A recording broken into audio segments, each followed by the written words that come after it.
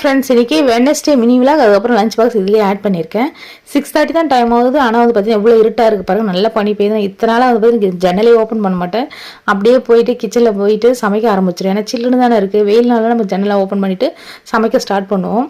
Kitchen ஜன்னல் மட்டும் லைட்டாக ஓப்பன் பண்ணிவிட்டு நான் எப்பவும் போல் சமைக்க ஸ்டார்ட் பண்ணுவேன். ஆனால் இன்றைக்கி பார்த்தீங்கன்னா ஜன்னலை ஓப்பன் பண்ணும்போது நல்லா இருட்டாக இருந்ததுன்னா டைம் ஆகுது 6:30 தான் ஆகுது. ஆனாலும் வந்து பார்த்தீங்கன்னா இவ்வளோ இருட்டாக இருக்குது. பனி இன்னமும் பெஞ்சிட்டு தான் இருக்குது போல்.